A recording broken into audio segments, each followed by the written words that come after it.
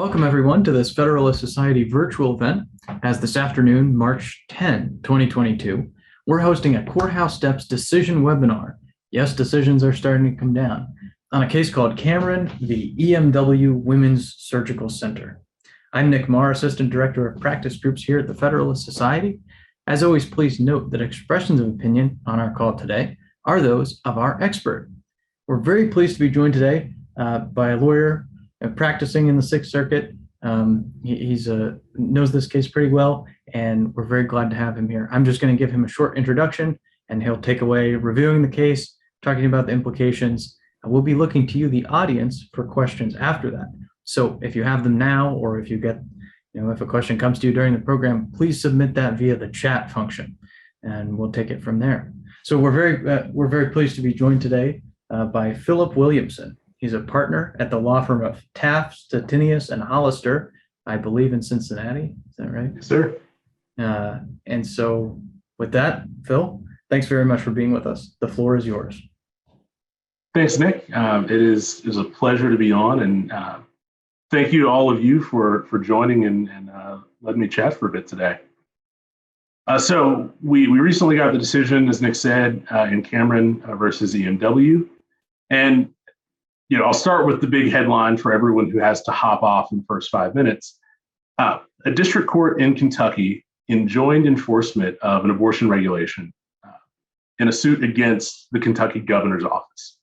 A divided Sixth Circuit panel affirmed, and after that Sixth Circuit decision, the governor declined to seek en banc review or to petition for a writ of certiorari. When the governor announced that decision, the Kentucky Attorney General moved to intervene in order to exhaust those appellate remedies, and the panel denied that motion. In an opinion by Justice Alito, the Supreme Court reversed that intervention decision 8-1. What we got was a short, crisp opinion that really unfolds in three parts. Part one is the question of how in the world did we get here, and how did we end up with an intervention case on the court's docket? Part two is establishing whether the Sixth Circuit in fact had jurisdiction to entertain the motion to intervene. And given that there is a part three, I think the spoiler alert here is yes, the court did have jurisdiction. And so the back half of the opinion deals with the standard for intervention. The majority opinion by Justice Alito was joined by all of the usual suspects, the Chief Justice, Justice Thomas, Gorsuch, Barrett, Kavanaugh, and I am certain that I am blanking on someone. It drew a separate concurrence from Justice Thomas. He joined the majority opinion, but also wrote to address a jurisdictional issue. A separate concurrence from Justice Kagan, who was joined by Justice Breyer. Again, kind of some disagreements with the majority on how they framed the intervention issue. And then a solo dissent from Justice Sotomayor. So we'll start with part one of that opinion. That's how we got here. In 2018, Kentucky passed a statute regulating dilation and extraction abortions. EMW, an abortion provider, sued the Secretary of Health and Family Services Cabinet, which is an agency of the governor's office. And EMW sued the Attorney General, sued both in their capacity as potential enforcers of the abortion regulation. Now, in Kentucky, the governor and the Attorney General are separately elected, which ends up featuring pretty prominently in how this case unfolds. And so in 2018, Kentucky had a Republican governor and a Democratic Attorney General. The Attorney General was Andy Beshear. The Attorney General was dismissed from that suit without prejudice. And of importance here, the Attorney General agreed to be bound by any final judgment subject to modification, reversal, or vacation on appeal. And the Attorney General reserved the right to, quote, all rights, claims, and defenses relating to whether he is a proper party in this action and in any appeals arising out of this action. The Secretary, at the governor's direction, and represented by Matt Kuhn in the governor's counsel's office, defended the statute. A district court judge enjoined the statute after a bench trial, and the Secretary appealed. During the appeal, Kentucky elected Attorney General Beshear as the new governor, and then elected a Republican Attorney General. So you still have a party split between the two offices, but they've essentially flipped control. The governor naturally appointed a new secretary of the Health and Family Services cabinet, but actually continued the appeal and defense of Kentucky statute. But rather than handling that litigation himself, the governor actually retained the attorney general's office as counsel to handle the continued litigation. And in a funny turn of events, Matt Kuhn had actually moved from the governor's office to the attorney general's office. So he stepped in to brief and argue the appeal. And so what you have is basically a change of the office responsible for running the litigation, but the whole time it remains in my good friend Matt's hands. You had a divided panel of the Sixth Circuit, which affirmed the district court and upheld the injunction against this Kentucky statute. The secretary then announced that he was not going to seek en banc rehearing or petition for certiorari, but did not oppose the attorney general taking over the case to exhaust those remedies. So the attorney general's office, again acting through Matt, withdrew as counsel for the secretary and then moved to intervene as a party in his own right. The attorney general's office also tendered a petition for en banc rehearing within the 14-day window that an existing party would have had to file that petition. So what you see is sort of no change to the appellate schedule, no change to the lawyers involved in the case, but a change in, again, the office seeking to defend the statute. That same divided Sixth Circuit panel denied the motion to intervene for three reasons. First, they thought that the motion was untimely because it came after years of litigation and after the panel had already issued its decision in the appeal. Second, the panel thought that the attorney general had no substantial legal interest in intervening because he sought to pursue two discretionary and rarely granted forms of review, an en banc rehearing and a petition for cert. And third, the panel thought that intervention would actually prejudice the plaintiffs, would prejudice EMW in that case, because it included an argument on third-party standing that may or may not have been raised below. That's actually an ongoing matter of dispute that'll probably be resolved in some of the further proceedings. So the Supreme Court granted cert on the question of whether the Attorney General should have been permitted to intervene. So that's section one. Section two deals with whether the Sixth Circuit actually had jurisdiction to entertain that motion to intervene in the first place. This was incidentally the only point that attracted any amicus support for EMW, and it was a position that was unanimously rejected by the Supreme Court. EMW argued that the motion to intervene was jurisdictionally barred. This was a new argument that was raised for the first time with the court, and EMW argued basically that typically a non-party who is bound by a district court judgment, as the Attorney General agreed to be here, can file a notice of appeal of that judgment within the sort of usual Rule 3 and Rule 4 time limits. And because a non-party can obtain appellate review that way, EMW argued that a non-party shouldn't be able to circumvent those time limits by moving to intervene after the deadline is already passed. So EMW argued the Attorney General was a non-party bound by the judgment, could have filed a notice of appeal. It didn't. So his motion to intervene should have been treated as an untimely notice of appeal and rejected on that basis. The Supreme Court had absolutely none of that. The court noted that, and I'll quote here, "We do not read a statute or rule to impose a jurisdictional requirement unless its language clearly does so.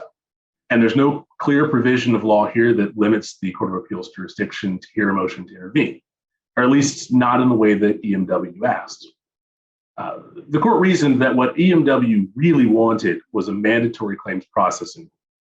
But claims processing rules are not jurisdictional, and so it was waived below, and the court was not going to entertain it.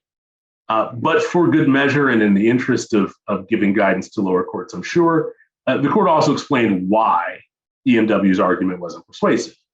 And that was relying on the Attorney General's original reservation of rights, which we talked about in section 1, which included retaining the right to all claims and defenses in any appeals arising out of this action. And that reservation, the court reasoned, easily covers the right to seek an en banc rehearing or petition for cert. And of course, the Attorney General had only agreed to be bound by whatever version of the final judgment emerged after all appellate review had been completed. So, with jurisdiction out of the way, the court moved on to part 3, which was the merits of intervention itself.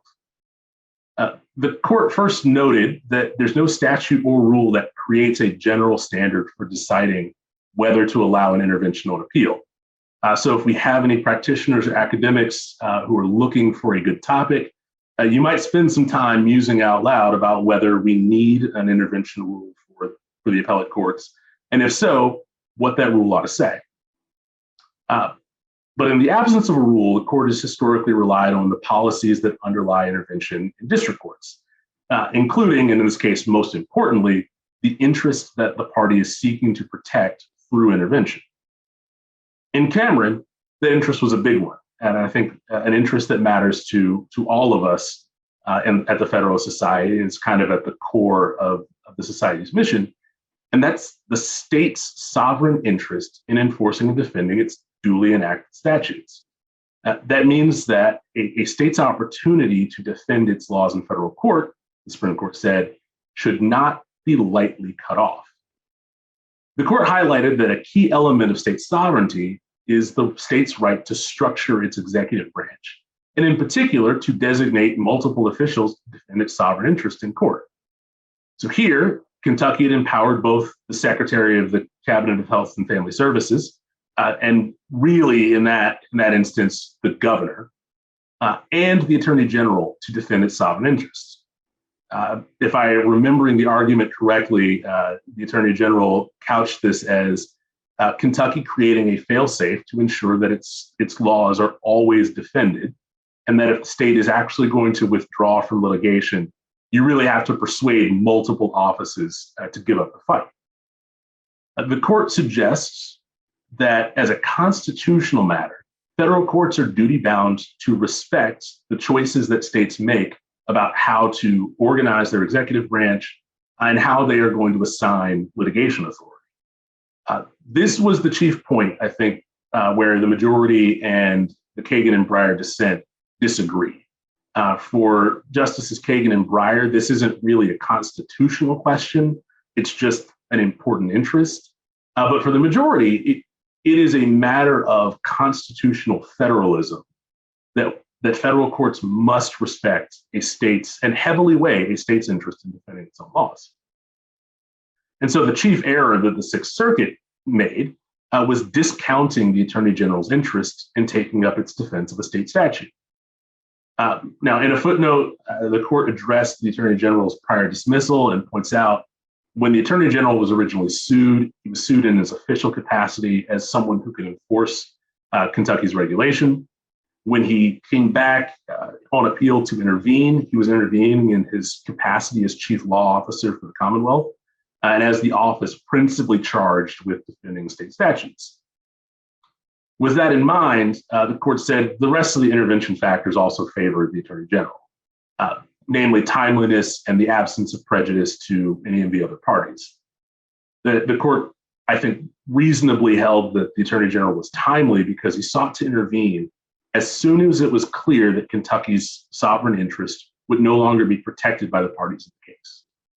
There was no need to intervene when the Secretary was still defending the statute, particularly when the Secretary had hired the AG to litigate the case. But once the Secretary decided to withdraw, the Attorney General very promptly moved to intervene, and as we noted in the first section, actually filed a petition for en banc rehearing within the timeline normally required for existing parties to petition. And so you didn't actually see any change to litigation schedule on account of the Attorney General's intervention.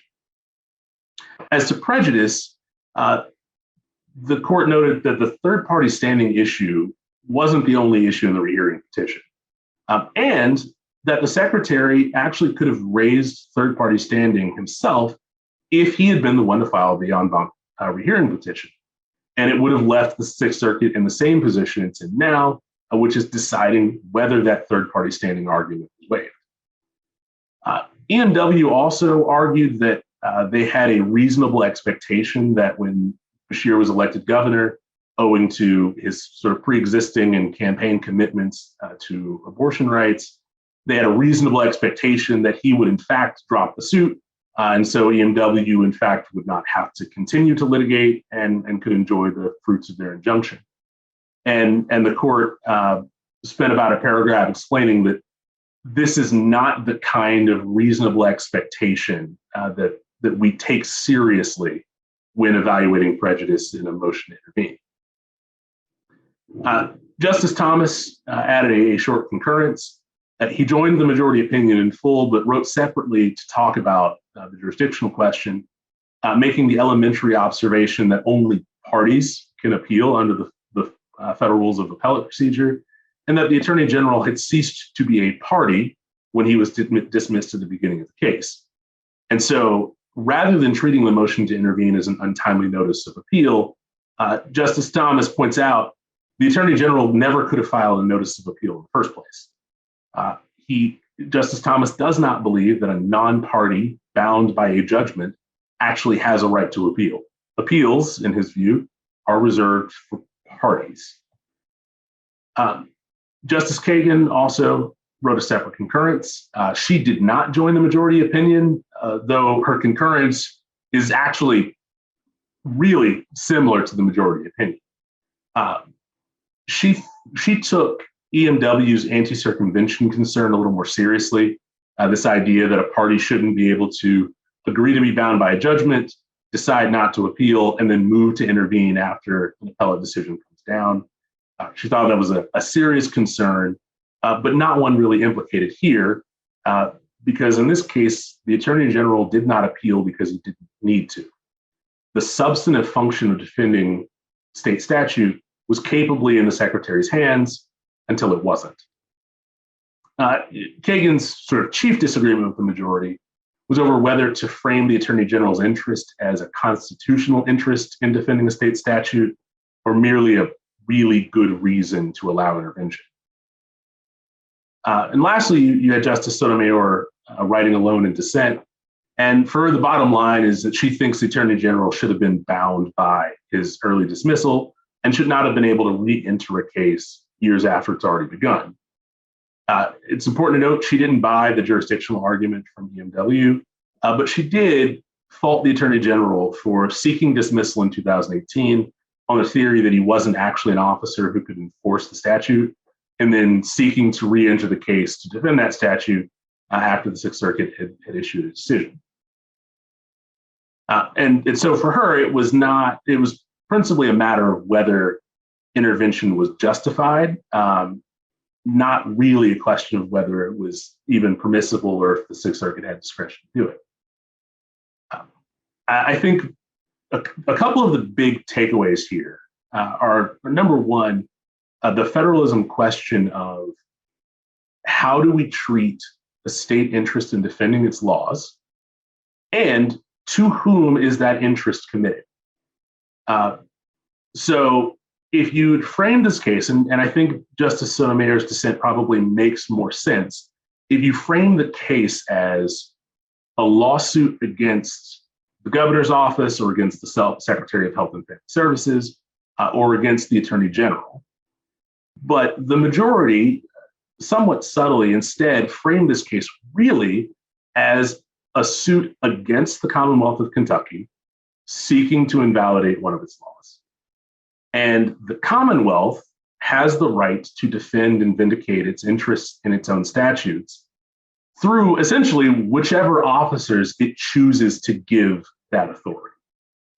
And so particularly for those of you practicing in-state law or working for state governments, this case, and if we have any state legislators on the call or anyone advising state legislators, I think this case is really a call to think seriously about how your state structures the offices responsible for defending state law. The court has signaled that it is willing to defer to whatever choices a state makes, but that it will also hold a state to the choices that it makes. So this case, I think, differs a little bit from the Virginia election suit a couple of years ago, where the Virginia legislature sought to intervene in a case after the governor and attorney general had ceased defending a state statute. And the court essentially said, look, Virginia gets to choose its officers that will defend its statutes. It didn't choose the legislature, so the legislature is not going to not going to be permitted to intervene here. Whereas in Cameron, Kentucky had in fact given the Attorney General an interest in defending state statutes, and so we're going to respect that choice and permit the Attorney General to intervene. The other, I think, is the other key issue here is the way that the court framed timeliness when considering a motion to intervene. The court doesn't seem terribly troubled by how long litigation has gone on prior to a motion to intervene. Timeliness is really measured from when the intervening party first understands it might need to intervene to defend its interest, or that the existing parties to the case are not adequately protecting its interests. So again, for all you Fed courts practitioners, this case is, again, I think, a serious call to just take a careful look at the way that you think about intervention, the way that you watch dockets.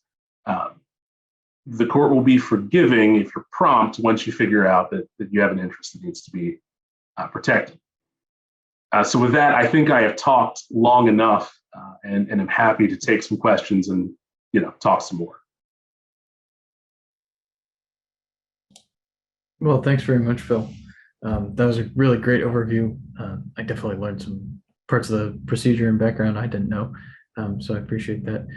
Another reminder to our audience, we're looking to you for questions now in a couple minutes and now. So please send those via the chat function or the chat Q&A function. We'll get it either way and be able to review it. So one question I had is I know you touched on the implications going forward, discussing how states, the court has shown a willingness to defer to states in how they choose to enforce their laws, to whom they give that power, but they're going to hold the state to those choices.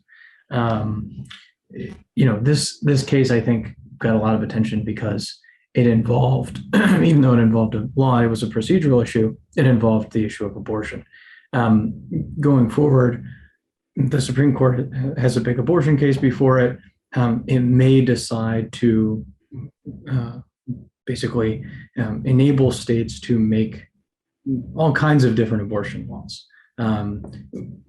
How, if any way, does this decision relate to that future possibility? Does that make sense? Yeah. So look, this is the kind of issue that is mostly going to come up in the abortion context. Because generally speaking, most state officers, whether it's governor's office or attorney general's office, which tend to be the chief litigating units, and I think in all of our states, they do their jobs. Even if you don't like a law, you're duty bound, oath bound to defend it in court, to make any non-frivolous argument in good faith in defense of the statute. And we count on our elected officials to do this. And there are basically three contexts where that doesn't happen. That is abortion litigation. It comes up in the context, or at least came up in the context of lawsuits over marriage definitions. And then it comes up in election cases. And in those three cases, that's where you're most likely to see kind of these motions to intervene from other state officials and state officers who want to defend state statutes. Where the rubber is going to meet the road actually is in who states decide to give this litigation authority to. So in Kentucky, this case arises only because the governor and attorney general are elected separately, and the people of Kentucky put those offices in the hands of different political parties in 2 consecutive elections. This case does not arise if you have a Democratic attorney general and governor that entire 6-year stretch, or if you have a Republican governor and a Republican attorney general in that entire stretch. It also has implications for states like Virginia, when they had their election suit a few years ago, North Carolina now, where you might have an executive branch that's entirely in one party's hands and a state legislature of a different party, and a real disagreement over who's going to step in and defend state statutes there. So states with that kind of cohabitation might want to think seriously about how they structure, defensive statutes. But the outcome of Dobbs is going to matter here. I couldn't tell you how because we don't yet know how Dobbs is going to be resolved. But Dobbs is in one of, like I said, just three contexts where these intervention issues arise in the first place. That's interesting. We've got a couple of audience questions right now, actually, so we'll go to those. And please submit them via chat for the audience if you have a question about this case, its implications, anything like that. First question is kind of interesting. Why was there no conflict of interest by the AG? I presume they mean for the AG. Just explain the background. I think in this case, a really admirable bit of comedy between the Attorney General and Governor's offices. When the governor announced that he would not be pursuing the appeal, he agreed to waive conflicts for the Attorney General's office to step in and continue to defend. I'm not sure that there would have been a bona fide conflict anyway, but the governor's office waived conflicts, said, look, we're not interested in defending this, but we know it needs to be done. Attorney General, you carry on. Great. Our next question is a great first principles question in the realm of federalism. What is the best way to determine which officers have the authority to defend a state's statutes? Great question. Part of that is the simple question of, well, who's getting sued? If you get sued, you do get to defend the suit. And I think that's the principal reason why the governor was involved in this case in the first place. It was actually an agency of the governor's office charged with enforcing the statute. And so if you want an injunction against enforcement, you got to sue the officer who's responsible for enforcement. Beyond that, it means doing some digging in your state's code. There is often an answer to that question, particularly if the legislature has decided that someone besides the Attorney General's office is going to be responsible for litigation in the state. You're going to find that somewhere in your state code or in your state constitution. The other is, and the principal reason why the Attorney General often has this authority is most states will have language in the state constitution or in the statute that creates the Attorney General's office that says, the Attorney General shall be the chief legal officer of the state. It may assign some rights and responsibilities, but we generally understand that chief legal officer language to mean you possess the state's litigation power. Yeah, that makes sense. Makes sense. Well, we have a comment or a question. State freedom of information laws. I'm not sure if there's a question there. If there is a question, you could submit it, but maybe this is as an example, or maybe the question is, what about State Freedom of Information Act? Who enforces that? Well, I read it as an answer to the previous question, which is, FOIA is certainly one way to figure out who is responsible for doing litigation in the state. Yeah, or the deep digging you mentioned. Exactly. Into the statutes, the hard work. So just another call for audience questions here. I have a question I kind of like to ask this one in all rulings across the board. Was there anything that surprised you about the ruling, or about the breakdown, or about anything in that regard, like kind of something striking? To be honest with you, I was surprised at how straightforward the majority opinion was, given that we tend to get a lot of complicated legalese, particularly when we're dealing with statutory or rule construction, or this odd intersection of statutory construction and policy decisions. But I've always appreciated this about the way that Justice Alito writes. This case really was, what are our first principles and intuitions? So if you read the majority opinion, there are not a ton of cases cited in the opinion. It is really an unfolding of, well, of course we think someone ought to be allowed to defend a state statute. And of course, if the governor raises his hand and says, I'm not going to do it, but the attorney general can do it, and it's fine with me if the attorney general does it, what in the world is an appellate panel doing saying we don't want to hear it? And for me, it was a refreshing application of common sense in a profession that often leaves it behind and buries it under a lot of Latin. I'm kind of thinking out loud here, but you mentioned this kind of thing happens typically in 3 cases, and those 3 cases seem to involve, important policy issues, important issues of politics. So whoever is voted into office, right, is going to set those policies. How does this schema and this kind of the court's return to first principles, if you will, about law enforcement apply to, if in any way, state judges and especially those state judges who are elected? Does that make sense? Is there any kind of maybe lessons to learn there or anything like that? One overarching lesson of this case is elections have consequences. They just do. We were in this case largely because of a change in control of the governor's office. So elections matter.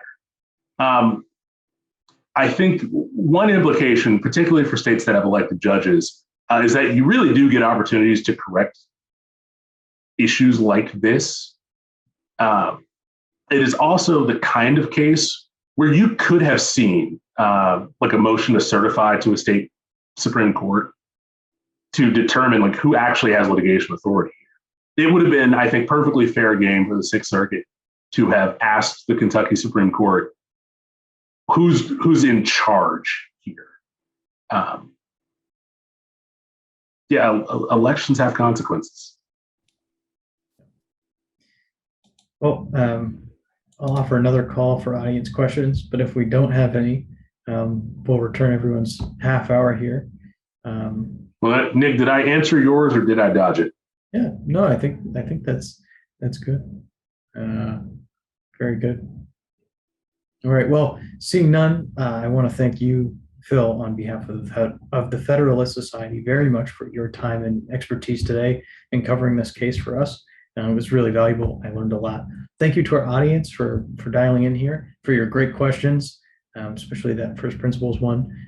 Keep an eye on your email and our website for announcements about upcoming calls like this one, especially as we get more rulings coming down the pike. But until next time, until that next event, thank you all very much. We are adjourned.